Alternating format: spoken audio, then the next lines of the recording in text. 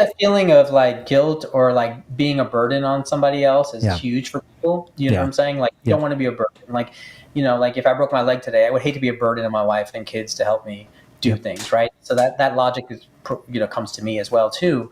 But again, I think this is where engaging the family early, because oftentimes, especially end-stage kidney disease, is a disease that's not just on the patient, but it's on the family as a whole. Yeah. Someone's got to drive grandma to the dialysis unit. Someone's got to take care of her when she comes home after she has the dialysis. If they're doing PD, someone's got to help them move the boxes. You know what I'm saying? So it's good to have that conversation early. Tell them, hey, bring in all your family.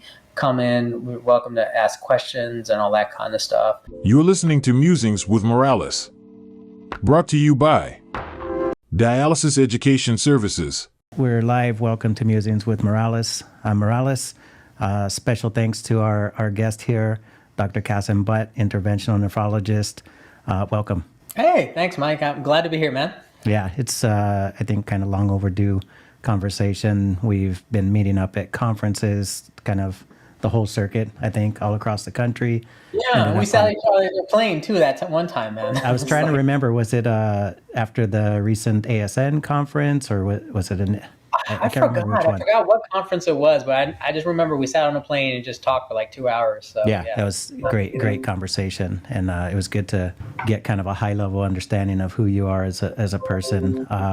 Interventional nephrology. What exactly is the role of an interventional nephrologist, and how do you help people with various stages of kidney disease, or maybe to prevent kidney disease? Yeah. Well, I made the title up myself. I'm totally joking. It sounds cool though, doesn't it? It just takes me away from like a regular nephrologist. Right. So basically, those of you who are familiar with the dialysis world, right? People who require dialysis need dialysis accesses, right? Either catheters in the neck or ones in the arm, the fistulas or grafts in the arm. But every once in a while, you have complications with them, right? Those accesses don't work; they get clotted or don't work properly, or they hurt. So I go in there, shoot some dye in there, look at it on an X-ray, and I can either balloon them, open them up, put a stent in them, remove clot. I can install those catheters you have on your neck as well too. And so those are I kind of serve as a ancillary service to people in the dialysis space. Not that many nephrologists do it. I had to get extra training at LSU in Shreveport, Louisiana to do it. Was something I was doing for quite a bit, for almost 11 years straight. At this phase of my career, I'm not really doing it as much, but I do take pride in what I did. And quite honestly, it gives me a different insight into things like medical device and healthcare as a whole. When you get to get hands-on, get procedures. And I've had my Nikes full of blood, sometimes from these procedures, so it's like, when you get to see a patient from that perspective and get that hands-on with their arms and what's going on with them, it's really fascinating. So, great. So I'm not sure if you saw, we actually had a group of interventionalists on not long ago from the IR and the vascular section, Dr. Anthony Becker, Steve Posner, and Deepak Ramparia. They're all local here in California. Panel discussion or something like that? You had a panel discussion? Yeah, I'll send you the link. It was a really interesting discussion, and they have an ASC local here with Azura. So it was interesting to kind of hear the perspective of sustaining and preserving the lifelines for patients versus the reactive of declotting.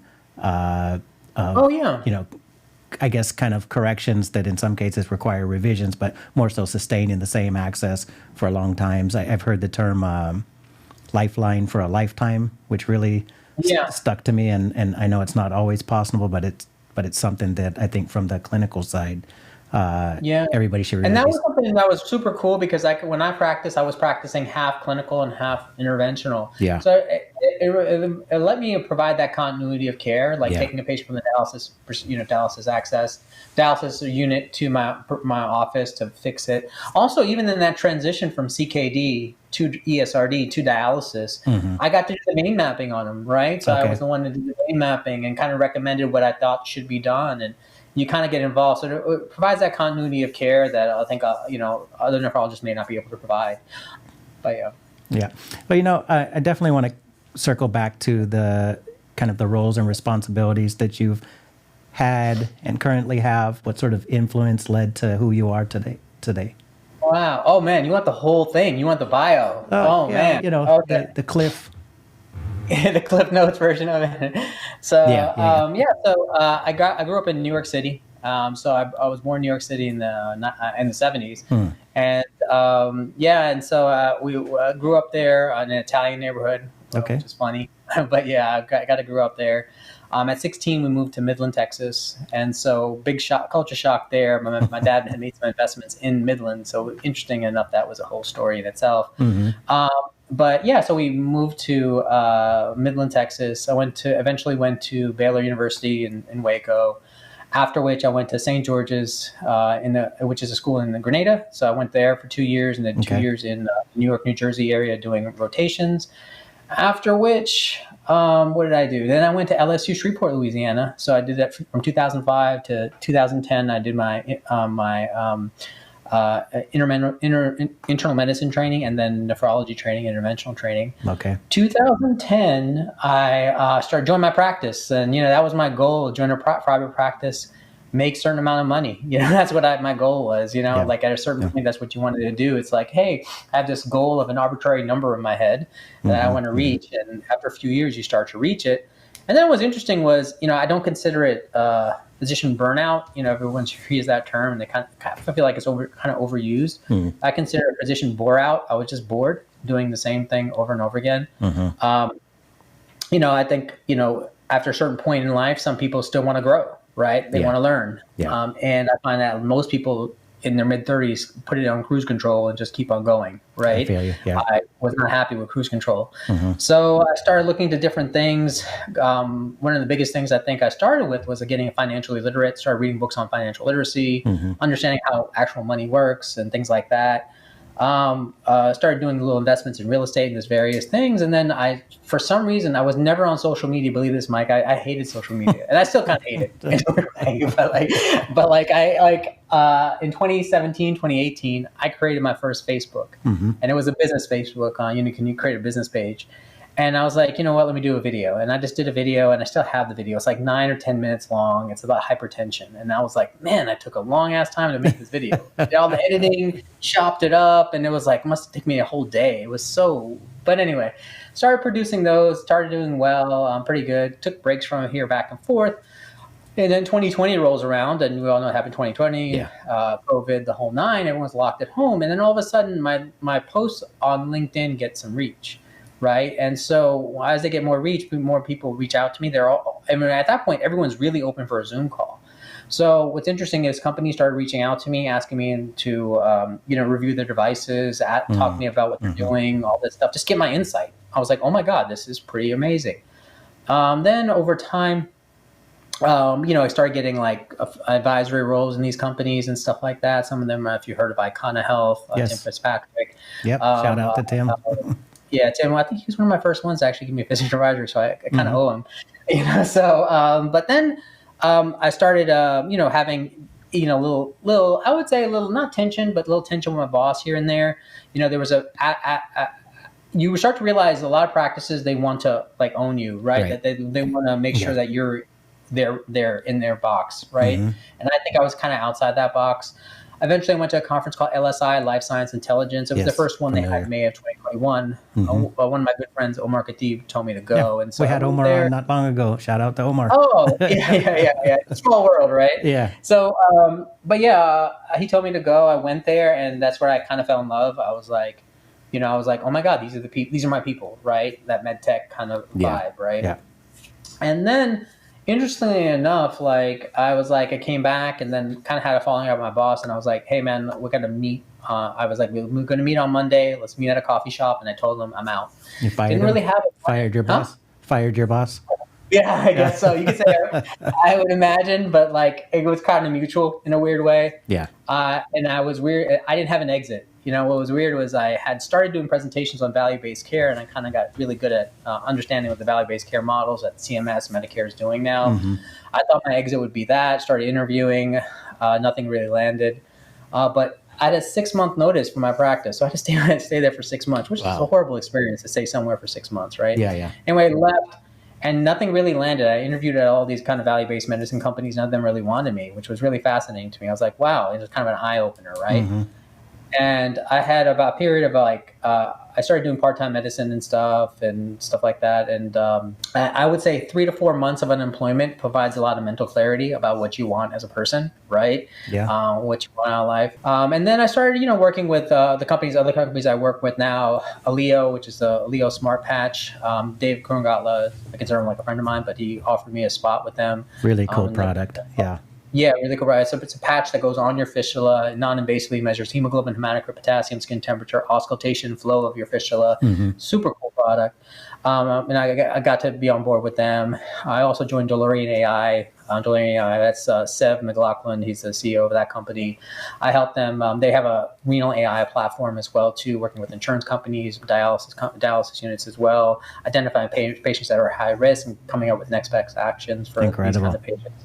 So it's a cool thing. So right now I'm at this weird point in my life, dude. It's kind of weird. I do 2 weeks a month at UT Health San Antonio doing a CKD clinic. So I'm actually seeing patients, which is pretty awesome. Okay. I do 1 week a month doing telehealth in Arkansas. So I actually do inpatient telehealth. So they drag you room to room seeing patients, and I get to see that. And then the other times I'm doing consulting opportunities with DeLorean, Aleo, and other companies as well.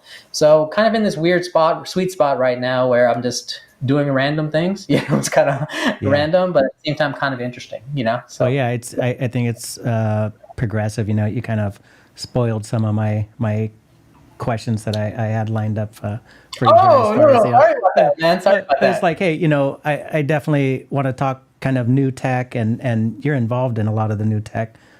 You're firsthand. I know you've got some participation in investor groups and things like this as well. So definitely want to get to that, but let's kind of come back to Qasim Butt. Let's take out the doctor side. Okay. Sure. I know you've got a lot of activity, and it's very diverse activity, which keeps you front and center in the nephrology field. But I believe you have a family. How do you balance all this? Because it's something I'm asking for a personal, selfish reasons here. How do you manage, having such a high impact in a field that has really needed change for so long, but manage a family? And what can you tell us about Qasim Butt, outside of the doctor? I mean, so I have 3 daughters, and so they're 13, 12, and 9. I can't make a boy. I don't know how. So, but yeah, no, they're awesome. I actually went to a daddy-daughter dance last night. I was going to go to RPA, Renal Physician Association. Yeah. But my youngest daughter had her daddy-daughter dance, and as soon as she bought her dress, I was like, I can't. That's great. So you what is it? You weigh out what's going on professionally and personally, and of course, memories need to be made, right? Yeah. I mean, there is a point where there is a point where you have to weigh that balance, because I am the primary breadwinner in the house, right? So there's that balancing act you always have to play. But weirdly enough, I feel like I almost have. In some ways, I have more time. In some ways, I have less time. You know what I'm saying? Since I left full-time practice, full-time practice was really kind of like, you're on call one weekend a month or whatever it is. When you have the pager, it's like, you're busy and stuff, and you have a set day. With me now, my schedule is on me. You know what I'm saying? So it's on me. So it's like I can make it. Like I can literally take Thursday off, right? I could, whatever it is. So Mike's coming in town. Let's go for coffee and dinner. I could take the time off, right? But then it's on me to follow up my invoices and follow up some work I have to do with other people. So I would, weirdly enough, in weird ways, I have more time with the family, and sometimes I have less. And I think a lot of it with the remote work, oftentimes I think with remote work, you start less respecting your own time. Do you see what I'm saying? Because 100%. Yeah, it's always work, because you control your time, but your time that you control, you actually invest into, like you said, invoicing and things that you're not necessarily used to in a corporate environment, right? Yeah. So before it was set hours or somewhat set hours, W-2, paid every 2 weeks kind of deal. Yeah. But now, when I do telehealth, I can literally, I drop my daughters off in the morning. I can go do other things for other business things I'm doing. But then sometimes because of that, I have to do some of the telehealth throughout the day. And then sometimes I have to catch up some consulting. Yeah. Sometimes that goes past 5 p.m. And ordinarily as a physician, I wouldn't let it go past 5 p.m. Right. Or like 6 p.m. or whatever. Like it would be more of a set time. Yeah. So that's an interesting component. But as far as me, better than that, from personal standpoint, married for are we going on 20? I think we're going on 19 years now. So we've been congrats. Yeah. She must be a very patient woman. Yeah. She's awesome. She's like super mom kind of thing. She's president of the PTA, the whole nine, that kind of woman, So, but yeah, like, that's about it really. I mean, love to travel, love to go around. My daughters actually do archery. So they all three of them do archery, and we're actually going to El Salvador. Go ahead. I said deadly. Yeah. So I'm actually going to El Salvador next month. Actually, for my daughter got selected by by USA Archery for Panoramic. Wow, the high level. Congrats, man. Yeah. So that's gonna be fun. And other than that, man, just me, doing what I do. So what about? So I mean, that's kind of a niche sport skill. Like what are your go-tos for like physical stuff? Do you have any sports that you've play, any activities that kind of keep you like out of the work environment? Yeah, so I have this thing where I work out every morning. So I do work out every morning, elliptical, rowing, whatever. I did some weights, but I had an injury, so I had to hold off on that. Gotcha. I also do I do competitive shooting actually too. So really? I do yeah, so that's where the deadly came from. Yeah. So and you're in Texas, right? Yeah, I'm in Texas. So yeah, I go once a month. I go to a competition that's handgun shooting. So it's like it could be anything, but it's steel, things like that. So it's literally just like a pager goes like a pager. Sorry, a timer goes off, and you have a certain amount of time to shoot a certain amount of targets. And gotcha. That's how you do it. So, but yeah, super cool. Yeah. Yeah, that is very, very cool. Yeah. All right. Well, you're a real person.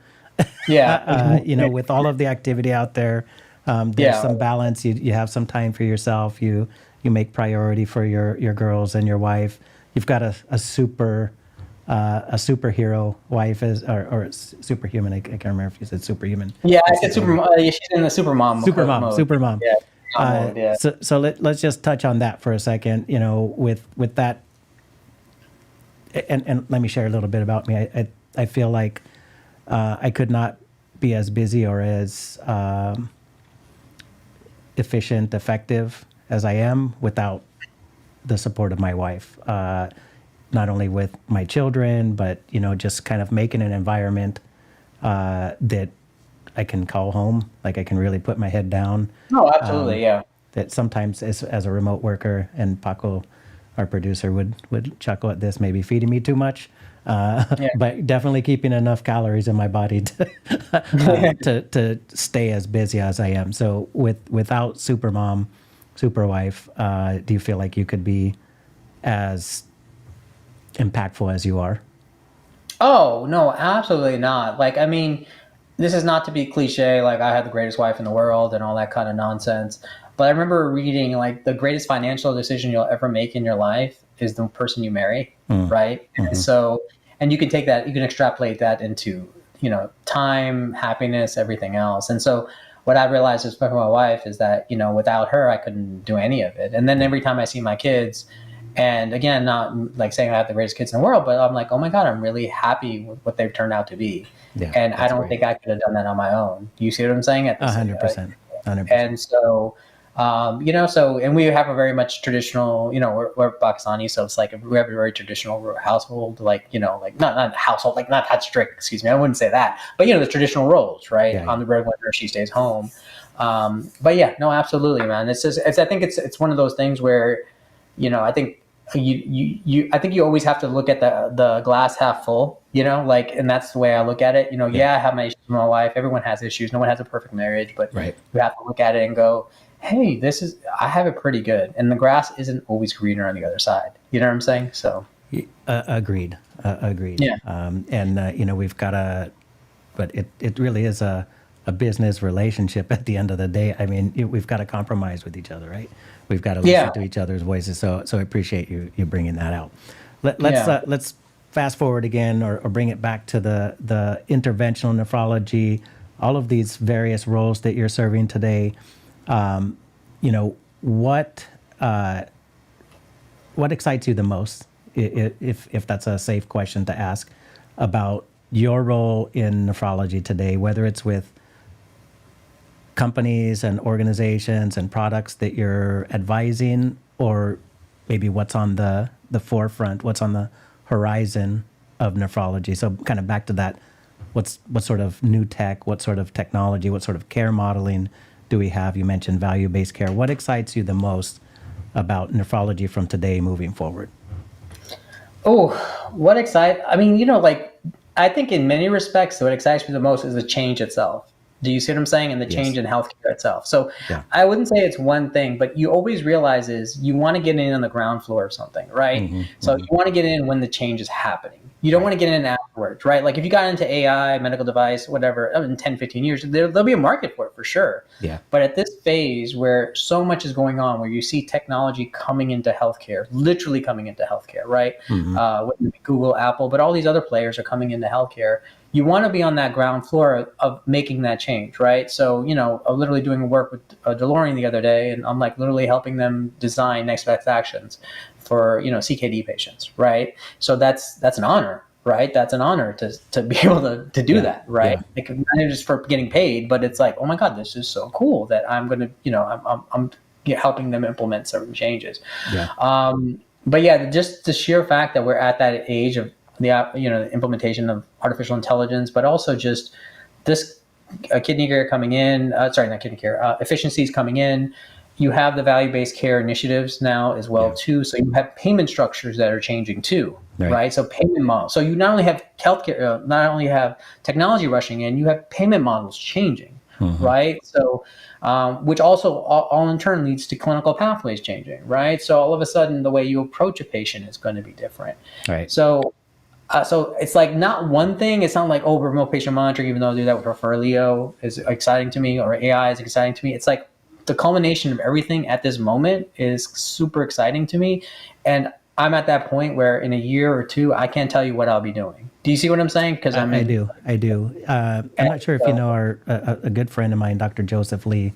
He's in the Riverside area, but I think he refers to what we're going through right now as one of the major industrial changes here in the United States, especially with the ushering in of new technologies from like hemodialysis, peritoneal dialysis equipments, the generative forms, or I should say, let me not speak too above my head, but AI as a whole being introduced.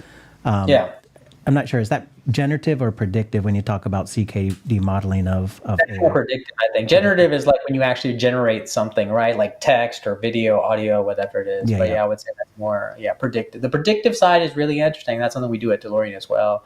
But also just, I agree. I think we're at this really interesting phase where you're going to have, you're having massive disruption. Right, you're going to have disruption, and sometimes I host that webinar called "Disrupting Kidney Care," but disruption's not always pretty.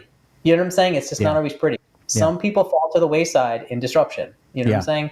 100%. And certain mindsets fall to the wayside in disruption. Well, let's talk about your disrupting kidney care sessions that you've been holding, and maybe we can continue on this thought pattern. What number are you on now? Is it?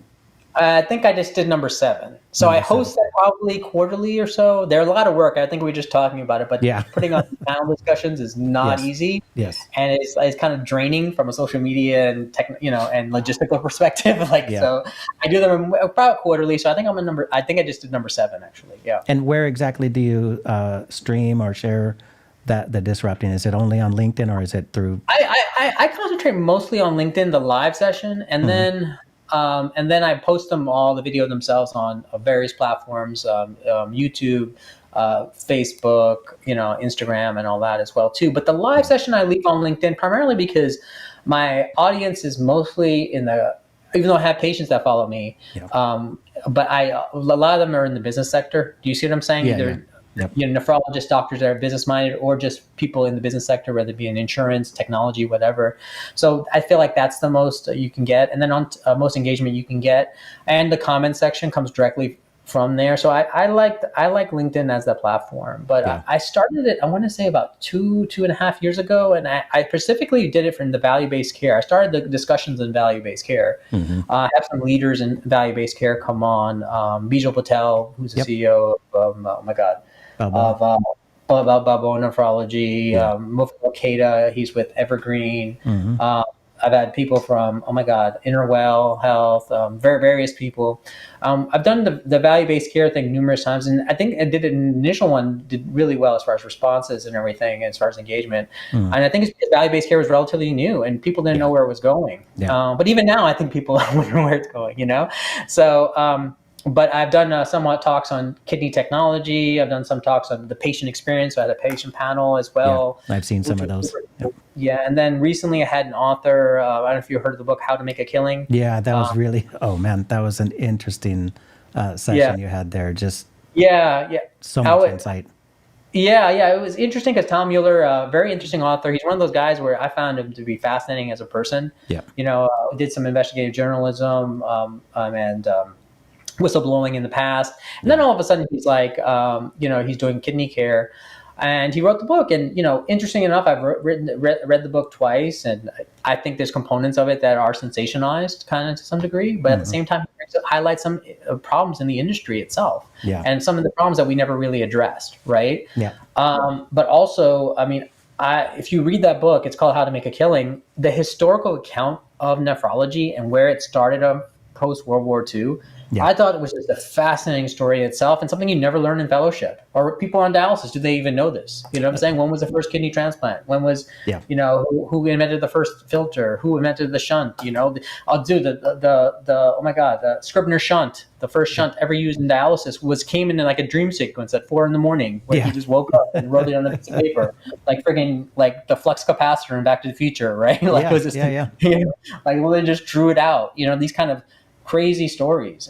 Someone testifying before Congress to get Congress to pay for Medicare, like someone testifying, doing dialysis in Congress. So that's interesting. That was not at all addressed in your training as a physician or as a specialist? No, I mean, I think they just like people. The problem with academia is it's run by academics. So like, it's like they stay very much focused on the science and stuff like that. So that kind of stuff is around. So it can kind of anecdotally come out like little stories here and there.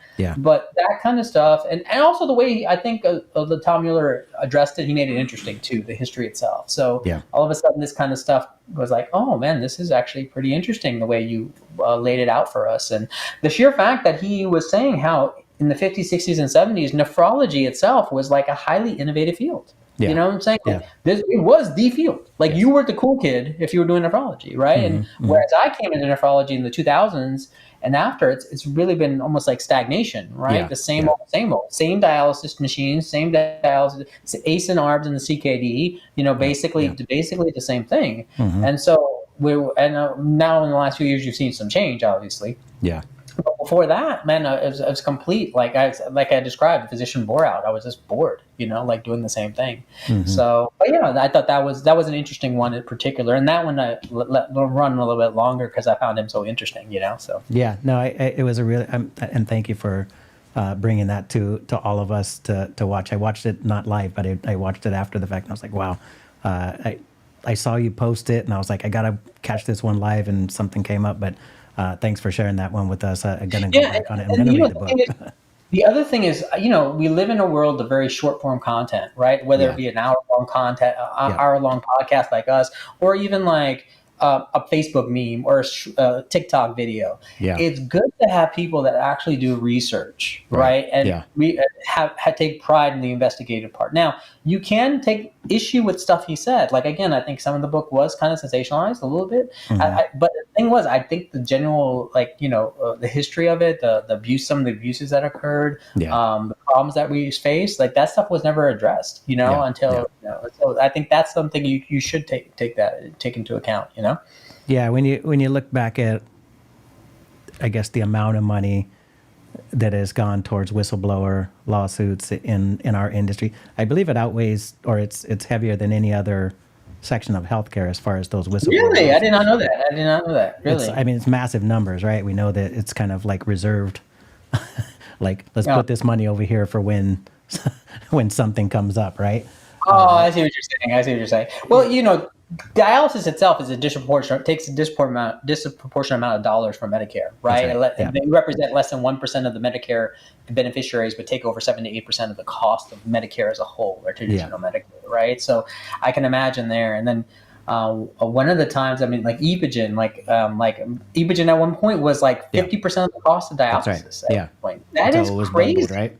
Yeah, until it was bundled, and bundled again. Essentially, before that, you got to bill a la carte, right? The dialysis companies got to bill a la carte. Composite rate plus all of the line items, right? Yeah. So, but yeah, again, really interesting. I thought that was when you get to interview an author, someone who's really thought about what they've done, that's a cool place to be, Agreed.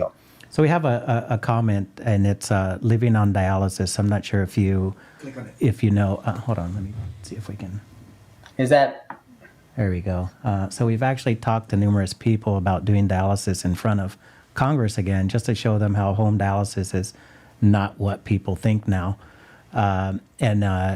What's your experience with the home dialysis initiative? We had the 2019, was it Advancing American Kidney Health Initiative? Yeah. We haven't had much success since then, or change since then. What's your experience? What are your thoughts towards the direction of home dialysis? Is reimbursement the challenge? Is it the mindset, the training of the specialists that, the nephrologists out in the field? What exactly are the challenges? I would say like all of the above, but so Sorry. The 2019, the Trump executive order in health, kidney health, which was a Romantic American Kidney Act. One of the first things was by 2025, have 80% of new ESRD diagnoses start dialysis at home, or get a kidney transplant, preemptive kidney transplant before going on dialysis. So that's pretty bold, kind of like pie in the sky kind of number. So 80%, that's a really high marker to reach. But it could be a technique of anchoring, you know what I'm saying? We get to 80%, but we say 80%, but if we get to 40%, it's good enough, kind of thing. So it could be like an anchoring technique. I think there's various components. So like one is, I think it's the mindset of a lot of nephrologists and a lot of patients, right? We created this, factory of in-center dialysis, which is convenient for everybody, right? It's a convenient source for everybody. You just put a dialysis access in them. Whenever they're ready to start dialysis, start.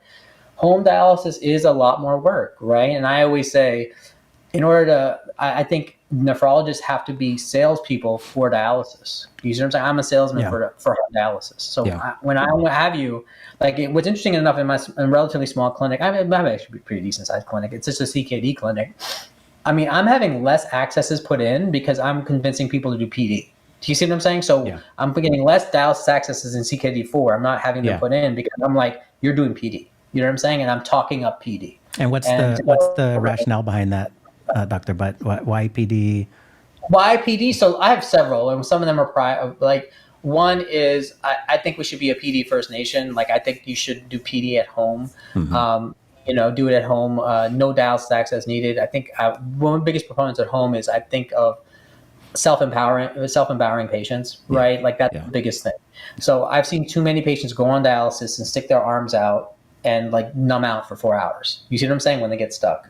What I've seen with PD is people are more engaged. They take ownership of their health, and I think that's one of the biggest components that I like. Now the mortality rates are better with people who do home dialysis. The mortality rates are better. People live longer, and people have just generally better outcomes because they do PD. From my personal bias perspective, I've worked on these dialysis accesses before. I don't think I would want one unless absolutely necessary, to be honest with you. I just wouldn't want it. It's a shunt in your arm. I've seen a lot of the complications that happen from blocking off, clotting off, to narrowings that develop repeatedly, having to get ballooned over and over again, to Steele syndrome, which is when you lose finger sensation. So I've seen all the complications and issues that you have with that epiphysis. So from a personal standpoint, I always tell patients, do PD first, wear out the peritoneum as long as you can, and then when that time comes, you go to the arm. So that's been my philosophy. But yeah. So Dr. Butt, and Qasim, you can call me Qasim. Tough habit to break. Got to tell you the truth. It's totally not natural to me to go by his first name with any doctor, no matter how much interaction we have. But so peritoneal dialysis as a start, preservation of residual renal function, and then kind of some of the dialogue I've been hearing lately is perhaps a lot of patients are being started too early. As far as their EGFR on hemodialysis. And kind of what does that do? Like, let's say no PD, but getting on hemodialysis as the first. What does that mean for residual kidney function comparatively if it were a PD or an HDD? Yeah. So as far as residual, like what you'll notice is, especially if you do in-center HD, they're going to be obsessed with your dry weight, right, on dialysis. And they're going to suck you dry till you get to your dry weight, and every time. So when you go on to dialysis, they're going to take off 2, 3, 4 liters off of you to get you to your dry weight, which will not leave enough intravascular volume for you to actually pee anything out. Do you see what I'm saying? Your kidneys will have nothing left. But with peritoneal dialysis, it doesn't pull that much off, and it's done gradually over 8 hours. You still have that residual kidney function. And I would love to actually have people, to still urinate is so beneficial because the logic is the kidneys do more than we think they do, right? They do more than the OptiFlux filter that we put them on, right, on the dialysis machine. So having that residual kidney function to me is so crucial. So just to keep that going.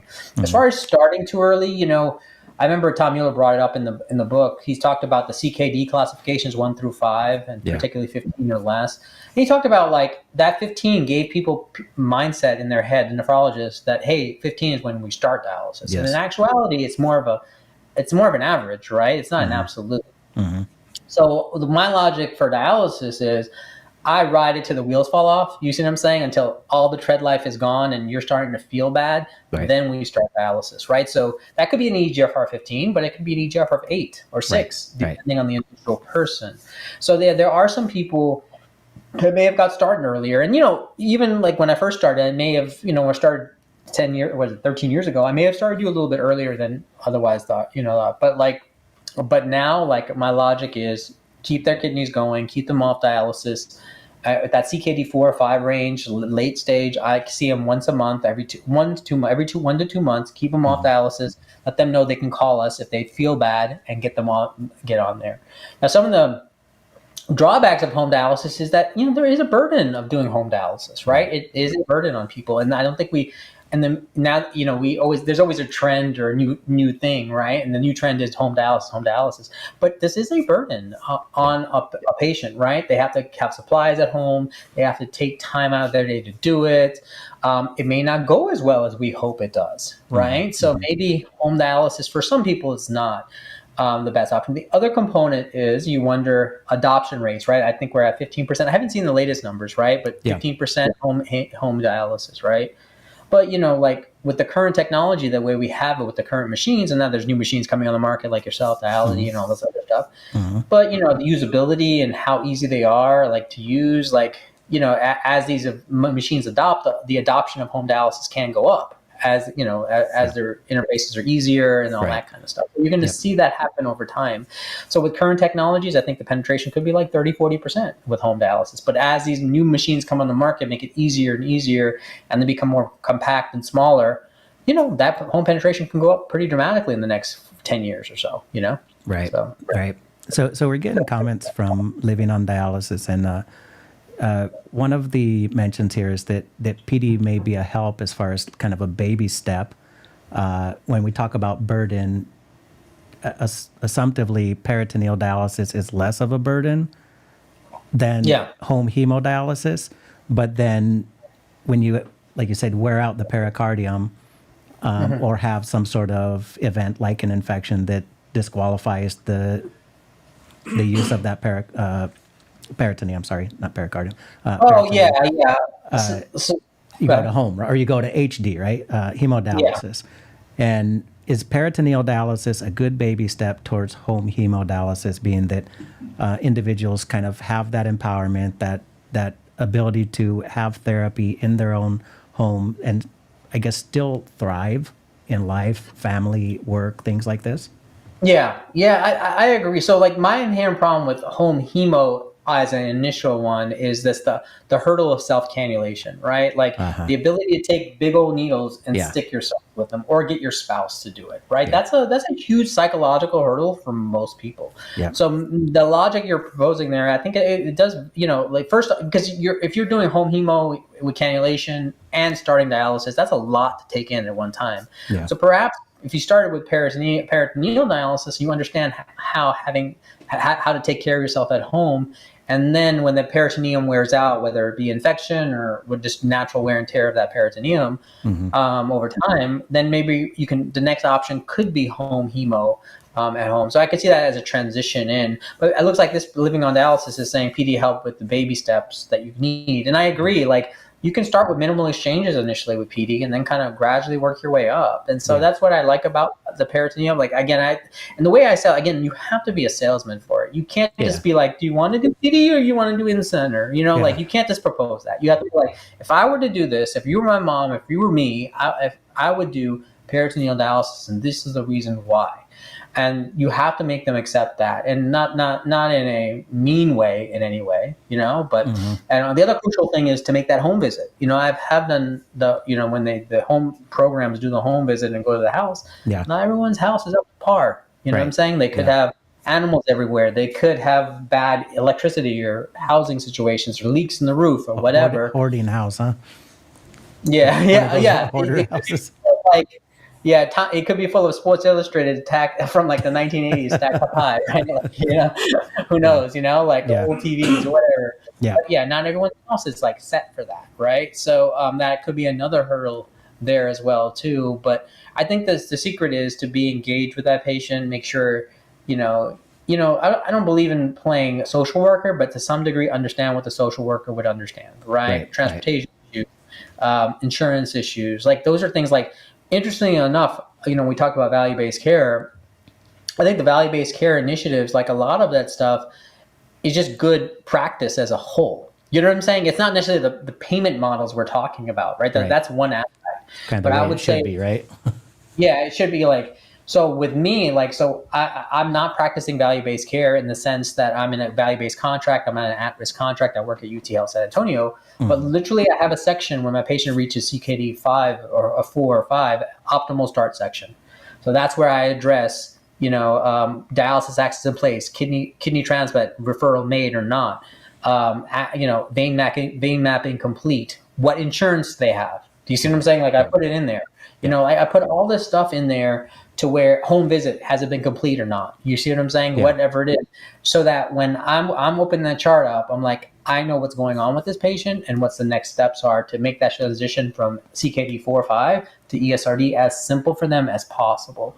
Right. And to engage with that patient so they understand that. So that's a great aspect of one of, I think you said you're still doing CKD clinics, right?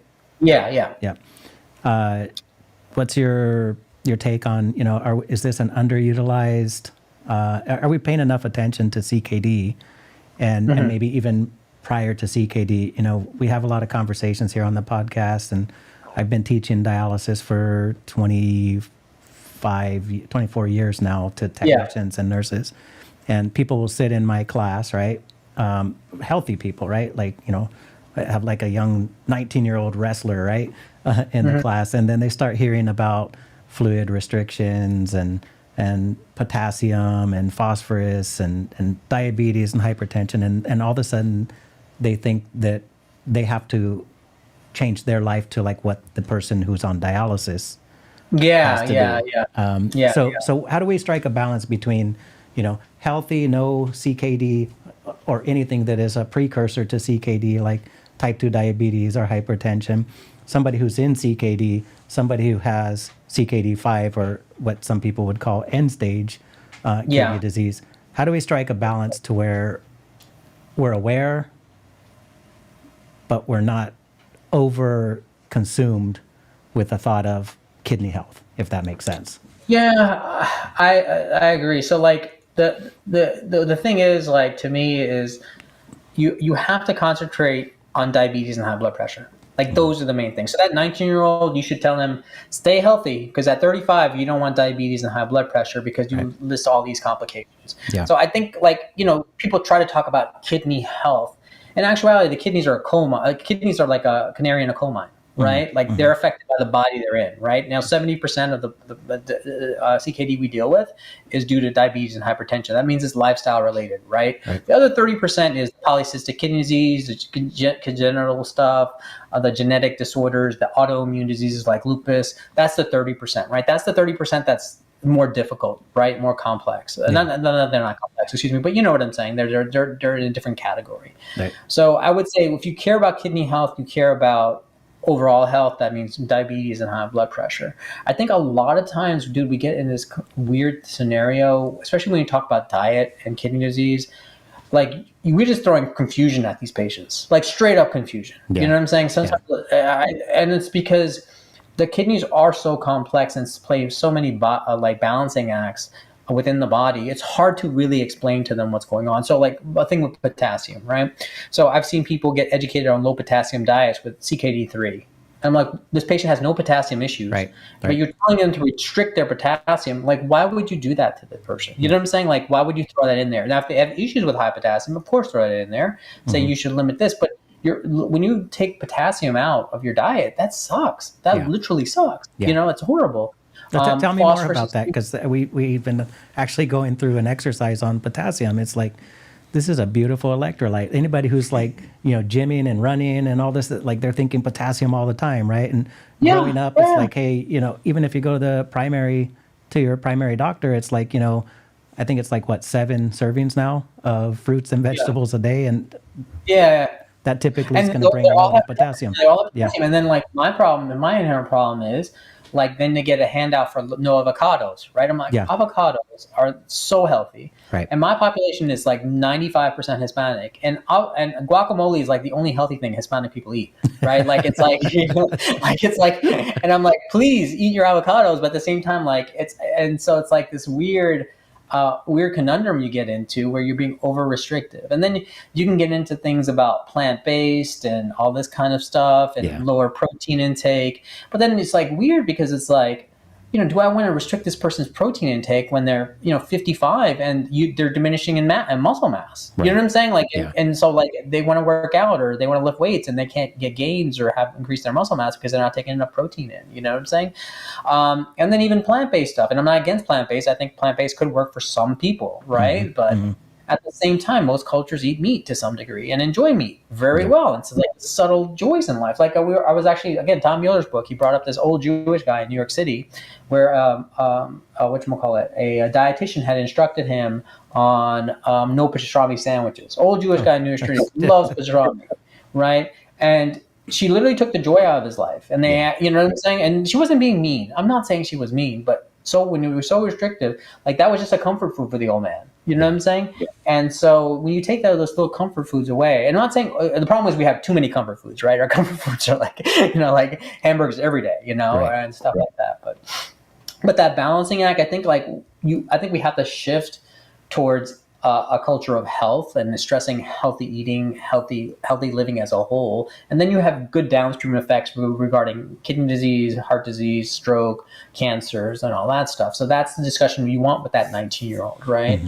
But again, it's so complex because that nuance is so difficult for so many people. Like, some people think potassium is like bad for their kidneys. I'm like, it's not bad for your kidneys. It's really not. It's just because your kidneys can't play that balancing act, you can't take it in your blood. You know what I'm saying? So you have these kind of weird scenarios, so, but people with kidney disease, I mean, I always tell them, I think we have to simplify our messages, especially with their CKD population. We overwhelm them with these bullshit handouts, right? There's just so many handouts for no goddamn reason. And it's like, no, don't eat this. Like, what, like, literally left away, like, walking, what can I eat? Right.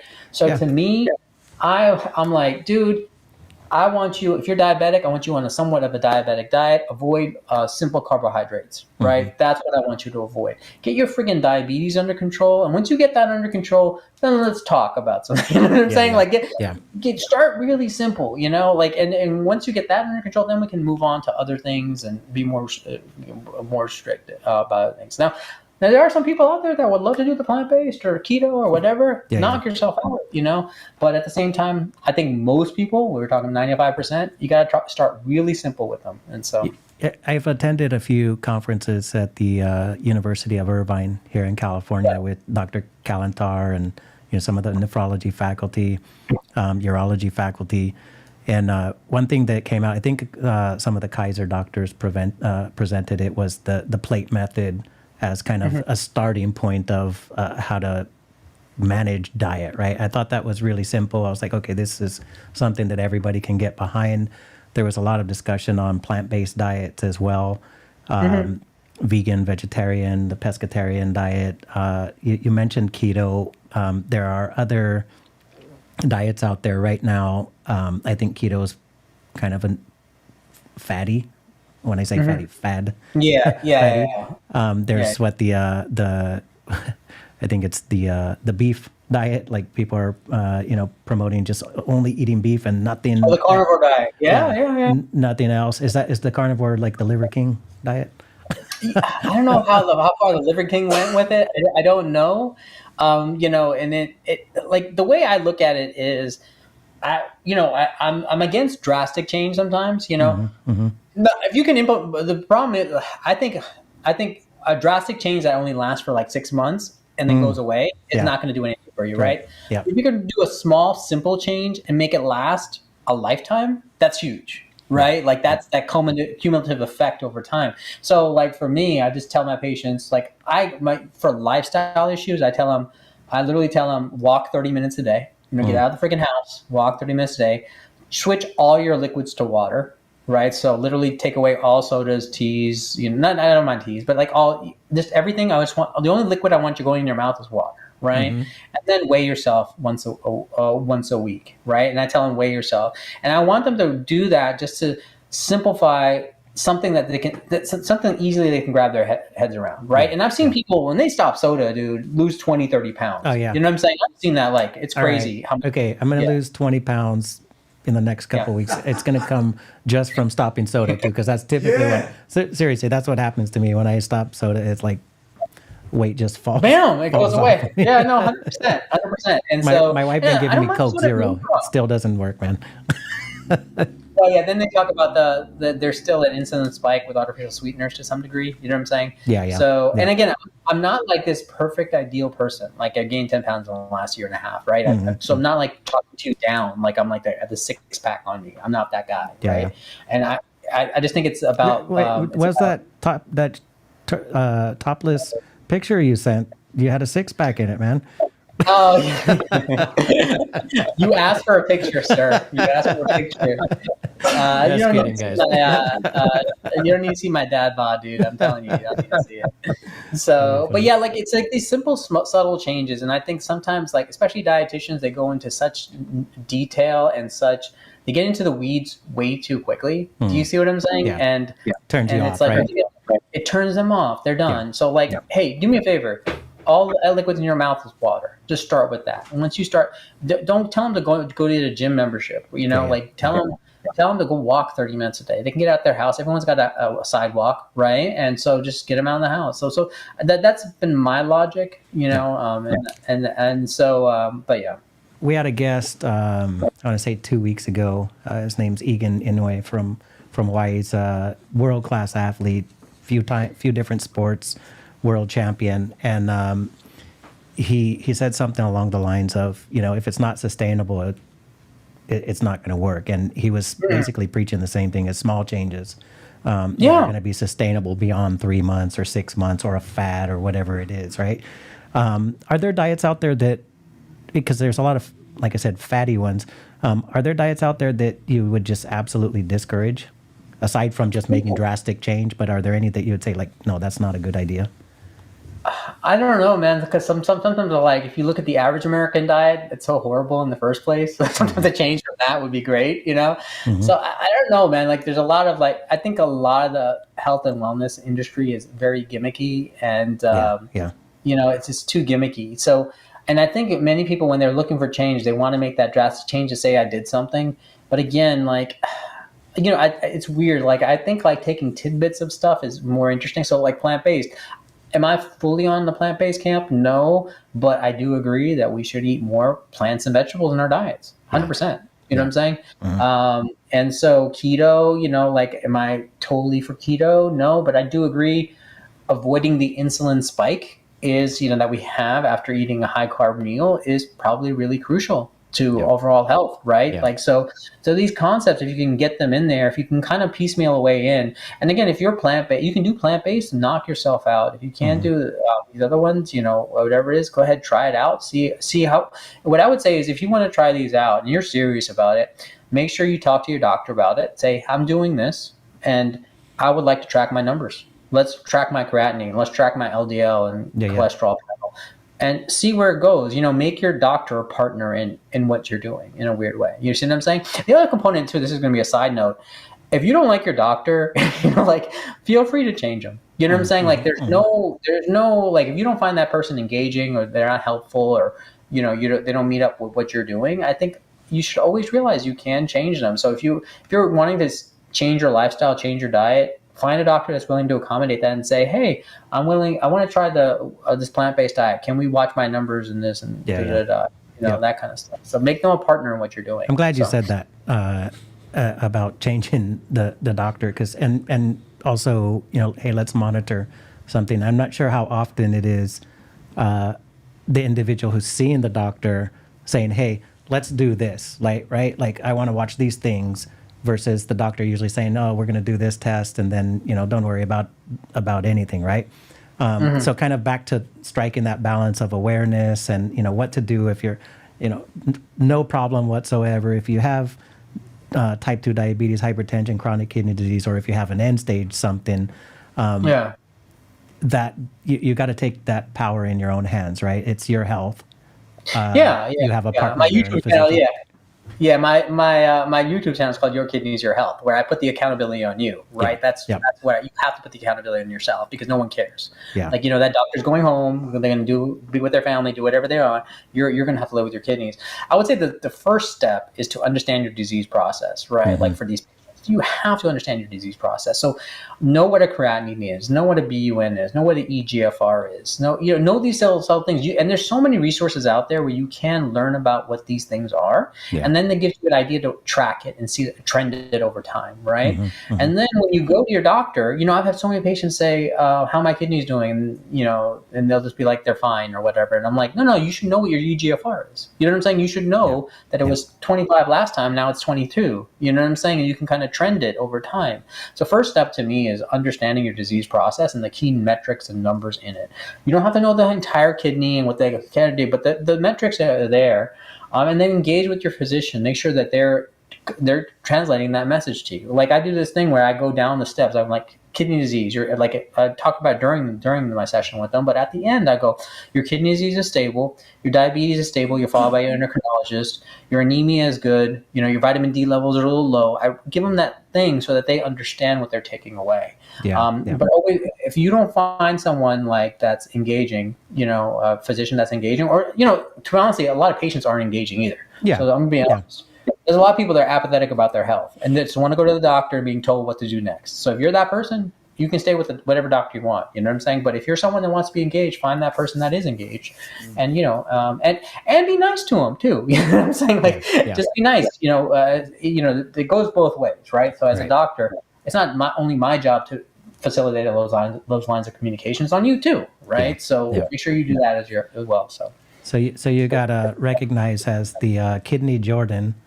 Oh my God, Omar Khatib.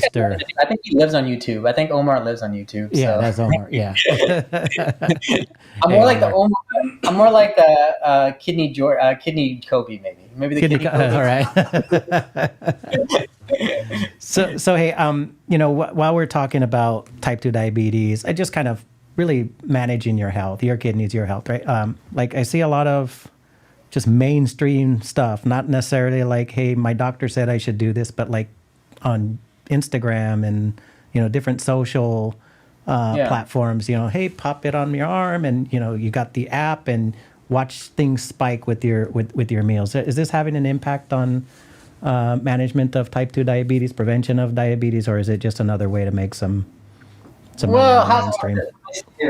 He's going to pull one out. I got one here. So, right. Interestingly enough, so I'm a big fan of CGM in a weird way. So, I do remote patient monitoring with a Leo, right? Yep. So that tracks, other things like potassium and hemoglobin and all that other stuff. Mm-hmm. But this one in particular, so I just tried it out for like a month, right? I just ordered it. By the way, if you do it on your own, I posted about it on LinkedIn one time that I did do it. It's pretty expensive. It cost me like $240 a month just to get it.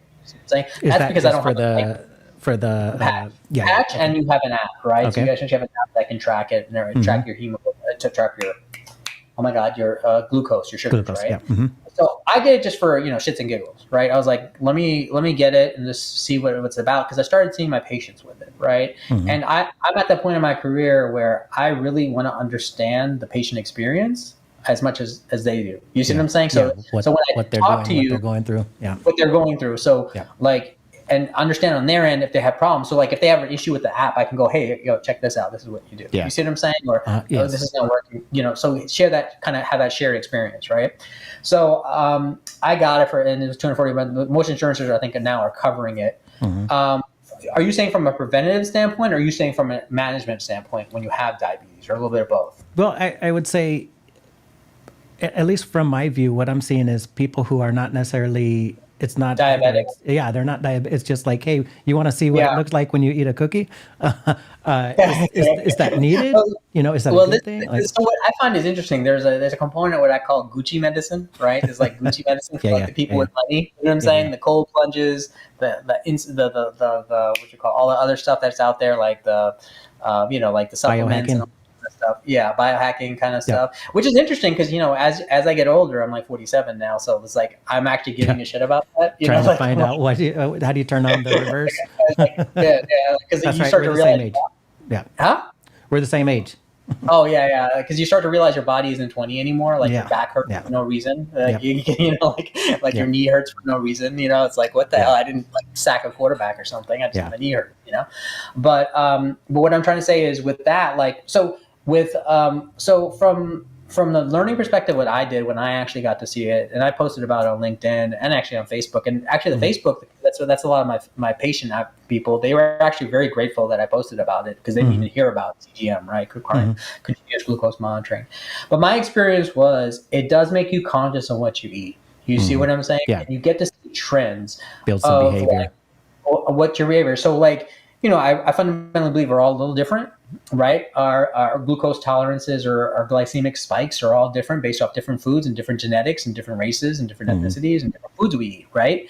So I may have a piece of bread and my insulin, my sugar spiked to 130. You may have a piece of bread and it goes to 160. You know what I'm saying? So everyone's a little different. So it can kind of give you that understanding that, hey, this type of food actually spikes my sugar more than others.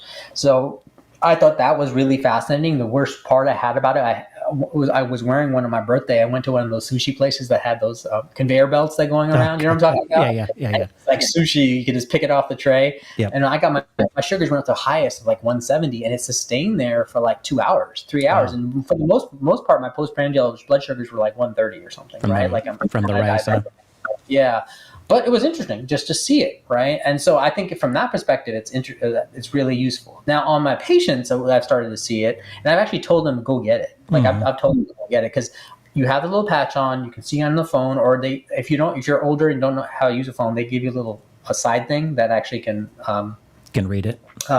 You can read it or display. A little display thing. Mm-hmm. I think it gives them good understanding of what's going on with them, and worst case, it at least gives them an alert system, right? So you can set your alerts on those to what's low and what's high. So Gotcha. instead of you passing out and finding out you were hypoglycemic, it'll alert you that you're getting hypoglycemic and you can take a little something. Okay. And even when it goes high, like, and I remember some of my patients, they're older and quite honestly don't care about their sugars as much. At least they get an alert that my sugars are 300. I need to do something about it right now, as opposed to waiting to 500-600 because they never checked it. Yeah. So, but to your point earlier about what you're excited about, I think this kind of stuff is what is going to be really exciting. Mm-hmm. Like that kind of precision medicine, like literally, I think eventually we're going to all have like patches on our arms to some degree. Mm-hmm. This is my blood pressure. This is my blood sugar.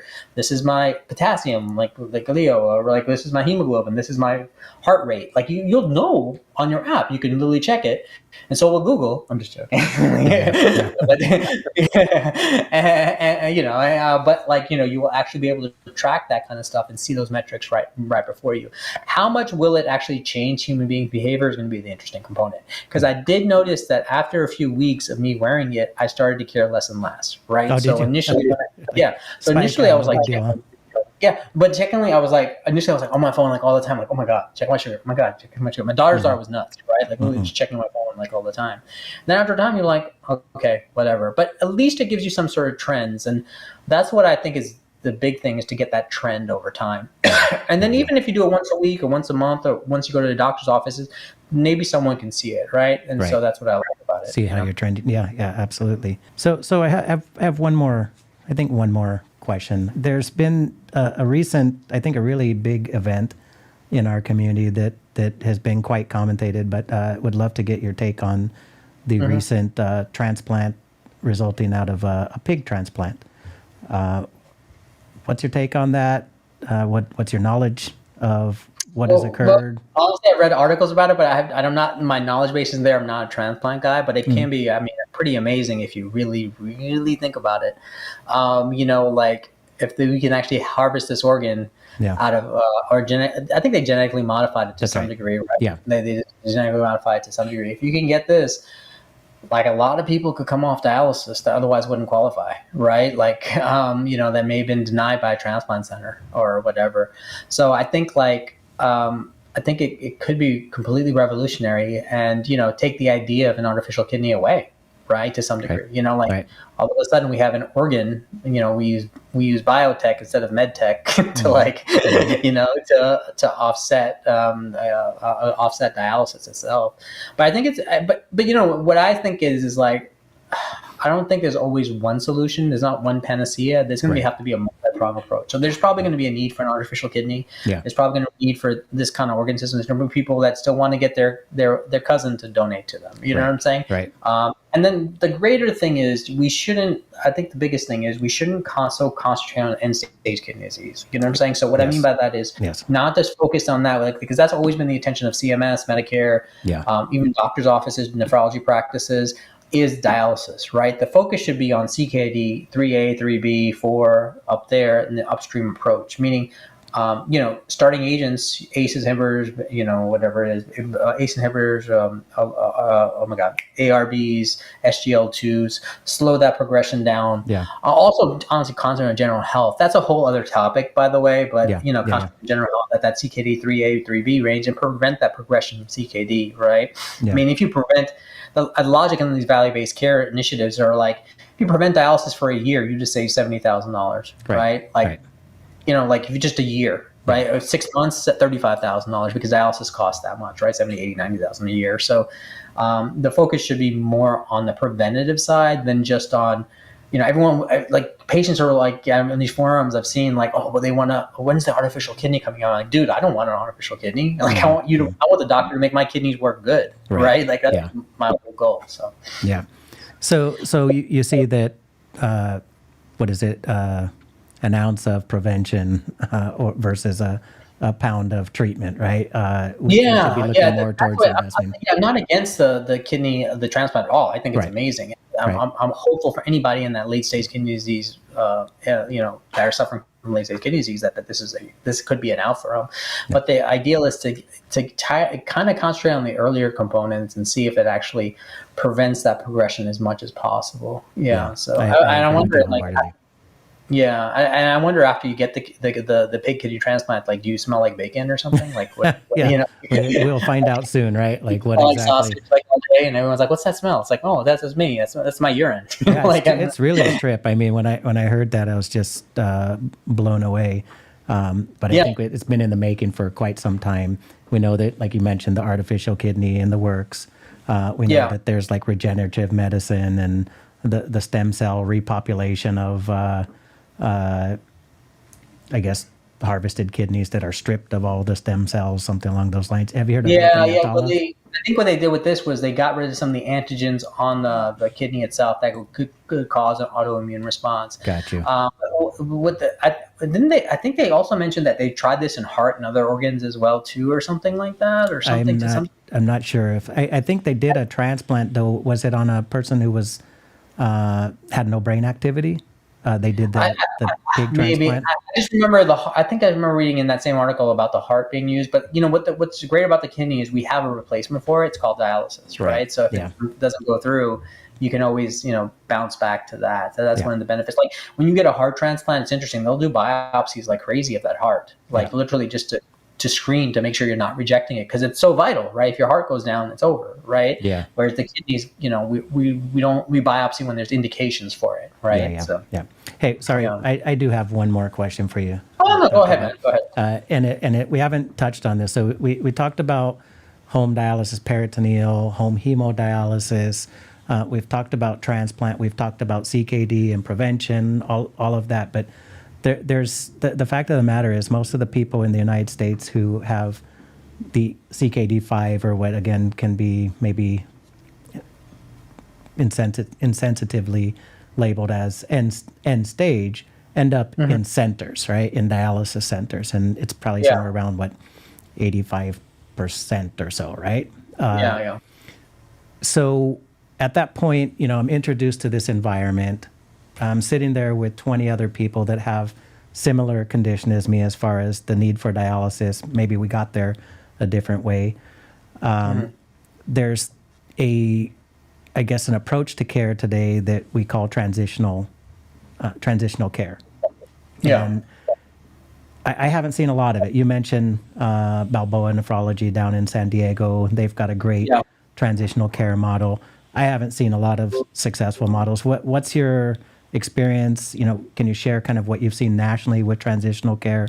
Does it have a place in nephrology today? And how needed is it?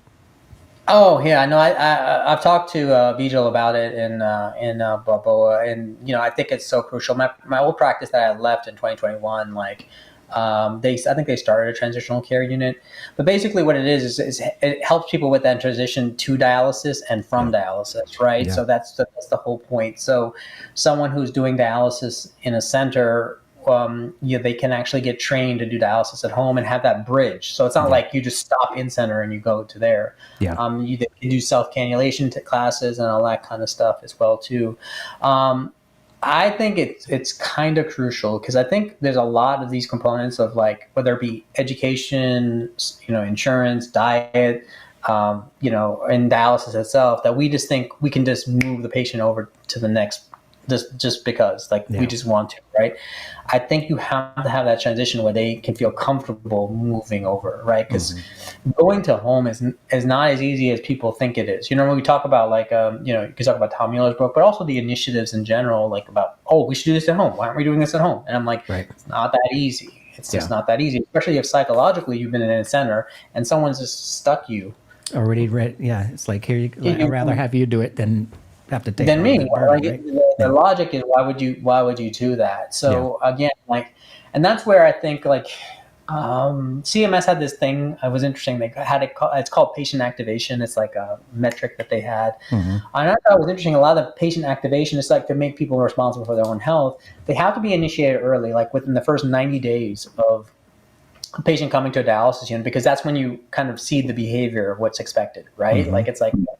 So even with transitional care, it's gonna take some time. So maybe that transitional care unit can serve as that new transition or bridge into home dialysis. So I think But from what I understand is, I'm not sure how they're paid. I've heard it may be a loss leader kind of thing. Do you see what I'm saying? Like, if you set up a transitional care unit, it's a loss leader for you. Yeah, you'll make money on the back end as far as the nephrology practice when they're on home unit and they're living longer and doing better. The value-based side of it, right?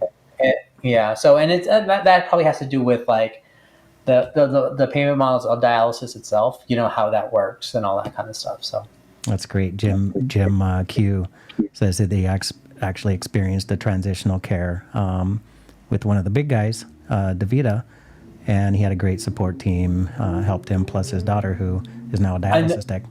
I would say the other component, and this goes to greater things. So whenever you do something like home dialysis, or even if you're transitioning from CKD to ESRD, I have this big thing where in that phase is happening, I say, please bring your family in, right, for the discussion. You see what I'm saying? Bring your wife, your husband, your kids, whoever's involved in your care may want to know, bring them in, because that helps with the transition when everyone's on board and understanding. Because when daddy goes home and he says to everybody, the doctor said I was fine. You know what I'm saying? That's what he does, right? Everything's fine. All of a sudden, the next day he's on dialysis, and it's like, what happened?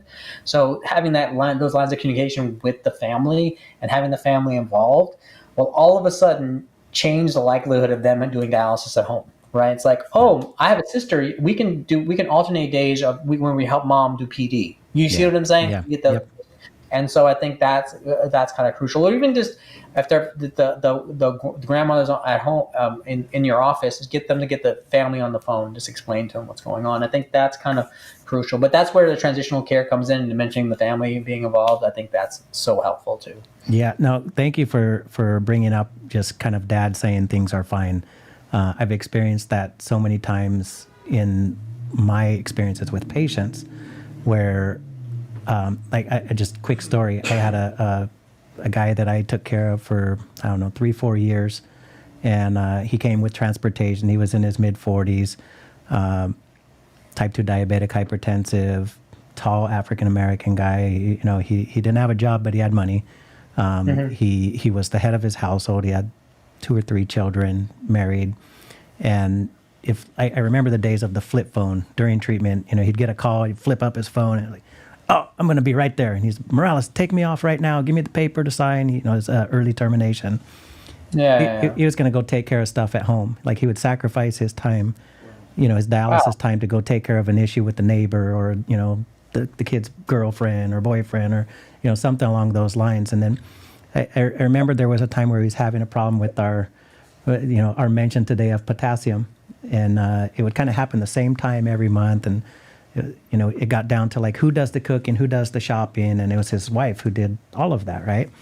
Yeah. And the dietitian and me had said, why don't we get, your wife in to come in and you guys talk about, the diet needs, the restrictions, the encouragements, kind of how we monitor things. And he got all up in arms. I mean, he was pissed. He was like, don't ever suggest that again. And he literally said, like, this is my problem. I don't want my family to change anything that they're doing for my problem. So I think that, it was really sad to hear that, because he continued to have challenges, but it was also very telling of how a lot of maybe just leaders in the family, it may not just be specific to men, but in this case, I kind of attribute it to like kind of the... I think that feeling of like guilt or like being a burden on somebody else is huge for people. You know what I'm saying? Like, you don't want to be a burden. Like, like if I broke my leg today, I would hate to be a burden on my wife and kids to help me do things, right? So that logic is, comes to me as well too. But again, I think this is where engaging the family early, because oftentimes, especially end-stage kidney disease, is a disease that's not just on the patient, but it's on the family as a whole. Yeah. Someone's got to drive grandma to the dialysis unit. Someone's got to take care of her when she comes home after she has the dialysis. If they're doing PD, someone's got to help them move the boxes. You know what I'm saying? So it's good to have that conversation early. Tell them, hey, bring in all your family. Come in, we're welcome to ask questions and all that kind of stuff. So I think that's a big thing too. Also, if there's a patients watching, I would say if you have questions, always like write those down on a piece of paper. You know what I'm saying? I would say like literally write them down. Like if you have something comes, does avocado have high potassium? Let me write that down and ask the doctor next time I see him. That way it doesn't slip your mind. And that way when you go to the doctor's appointment or you see that doctor, you utilize that time appropriately. Unfortunately, most people, I feel a lot of clinic visits are complete BS. You know what I'm saying? Like there's just like a churn and burn kind of mentality on the side of both patients and doctors. I'm like, okay, so you just saw the blood pressure was high, you added the blood pressure medication, but you don't even know if he's taking the other 2 medications you prescribed, right? So like, really, what did you do in that scenario, right? So I feel like that's a big component there, that communication and making sure everyone's on the same page about things. Dr. Butt, it's been nothing but a pleasure. You've helped me personally in understandings on the balance of a father and a husband. A very active participant in the nephrology community, trying to make the biggest impact with the tools that are being presented to us, and even in the development of tools. Parting ways for the audience, we really like to focus in on those aspirational dreams of being in business, of being an entrepreneur. I noticed in your LinkedIn, and actually I think I might have kind of came onto you and Omar together. I know you guys participate in some things together, but what's your advice to us as an investor today in today's world? You know, what's your advice to us on what we should be on the lookout? Maybe not specific company, but like, what do you like to get involved in as an investor today? Interesting. So from an investor standpoint, everyone talks about diversification, diversify this, diversify that. Don't get me wrong, I diversified different things I've invested in. But at the same time, like, especially if you're getting involved in startups or technology and stuff like that, I think invest in what you know to some degree. Like, it makes it a lot more fun, right? Mm. So, and so if you're talking about investing in companies, right? So my journey with Aleo or DeLorean AI is fun to me because I know kidney care, right? So I can affect the patients that I've taken care of with it. So I think knowing it well, like knowing the industry that they're focused in on, and getting involved with them. And I would say this, like, if you're a doctor listening that wants to become involved, invest in a company, sometimes when you approach these companies, sometimes they need advisors. Sometimes they need consultants. Like yourself, like, you're obviously a resource. You're not a doctor or anything, but you're clearly a resource to dialysis. Right? Clearly a resource. You can serve as that resource. So in order to make life fun, I think you have to almost love what you're investing in. Do you see what I'm saying? Yes. And you can take that diversification around. Don't get me wrong. Like, I have invest in different things, but I think, like, invest in what you know and what you love, and then kind of go from there. And then the ROI is not necessarily in money; it's in more. Right? So like, let's just say these startups I'm with fail. I just gained a lot of experience in AI and medical device and all this stuff, which I can take to the next thing. So, and I would say the other thing is just always try to grow, right? Like, try to grow.